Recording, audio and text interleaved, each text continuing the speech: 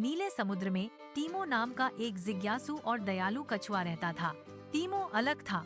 वह तैरना नहीं चाहता था, वह उड़ना चाहता था। हर दिन वह पक्षियों को ऊंचाई पर उड़ते हुए देखता था।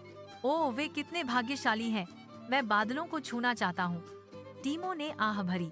उसके सबसे अच्छे दोस्त लोला द स्टारफिश ने हंसते हुए कहा, टीमो, कछुए उड़ते नहीं हैं।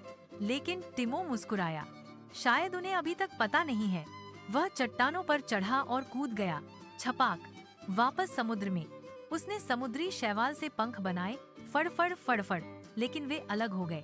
उसने एक समुद्री गल से पूछा, क्या तुम मुझे सिखा सकते हो?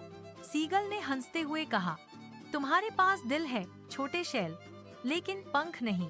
टीमो दुखी महसूस कर रहा था और अपने खोल के अंदर छिप गया। दिन बीत गए और उसने अब और कोशिश नहीं की।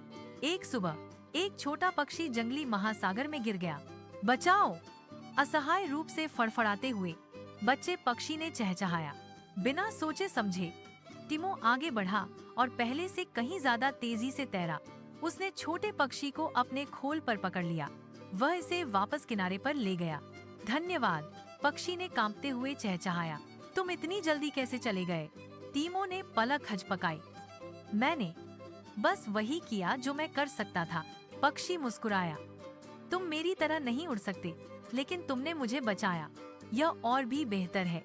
टीमो ने पक्षी के पंखों को सूखते हुए देखा। उसे एक महत्वपूर्ण बात का एहसास हुआ। शायद वह आसमान में उड़ने के लिए नहीं बना था, शायद वह पानी में उड़ने के लिए ही बना था। उस दिन से टीमो गर्व से तैरने लगा। उसने तेजी से तैरने और पानी में करतब दिखाने का अभ्यास किया। उसे कोरल रीफ्स की खोज करना और अन्य समुद्री जीवों की मदद करना बहुत पसंद था। लोला द स्टारफिश ने उसकी गति और कौशल से चकित होकर उसे प्रोत्साहित किया। एक दिन एक तेज धारा ने लोला को बहा ले जाने की धमकी दी। बिना किसी हिचकिचाहट के टीमो धारा के विपरीत दौड़ा। वह ठीक समय पर लोला तक पहुंचा और उसे सुरक्षित रूप से खींच लिया। लोला ने उसे कसकर गले लगाया। तुम एक सच्चे हीरो हो, टीमो। अन्य समुद्री जीव टीमो की बहादुरी की प्रशंसा करते हुए चारों ओर एकत्र हो गए। वह शर्म से लाल हो गया, यह महसूस करते हुए कि उसकी तेजी से तैरने की अनूठी क्षमता एक उपहार थी। उसने जरूरतमंदों की रक्षा और मदद करना जारी रखा। वह पूरे महासागर में टीमो स्विफ्ट के नाम से जाने जाने लगे।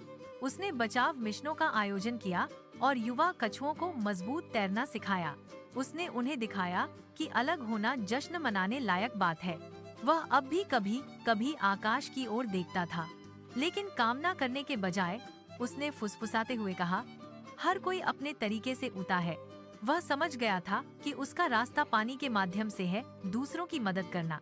एक दिन युवा कछुओं के एक समूह ने टीमो से उसके उड़ने के सपने के बारे में पूछा। वह मुस्कुराया और कहा, उड़ना सिर्फ पंखों के बारे में नहीं है, यह एक सपना देखने और इसे सच करने का अपना तरीका खोजने के बारे में है। फिर वह उन्हें सतह पर ले गया और उन्हें दिखाया कि कैसे धूप लहरों पर नाचती है। उसने समझाया कि भले ही वे बादलों को छू नहीं सकते थे, वे अभी भी सूरज की गर्मी महसूस कर सकते थे और उसकी सुंदरता देख सकते थे। युवा कछुए टीमो के शब्दों और उसके कार्यों से प्रेरित थे। उन्हें एहसास हुआ कि वे अपने तरीके से बदलाव ला सकते हैं। उन्होंने नए उत्साह के साथ समुद्र की खोज शुरू कर दी।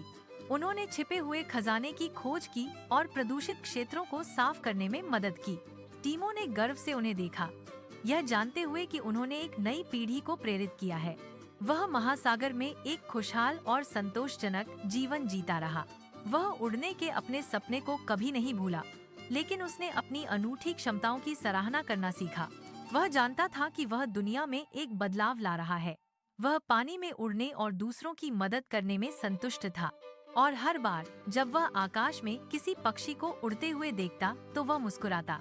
वह जानता था कि वे दोनों अपने अपने तरीके से उड़ रहे थे, अपने सपनों को जी रहे थे।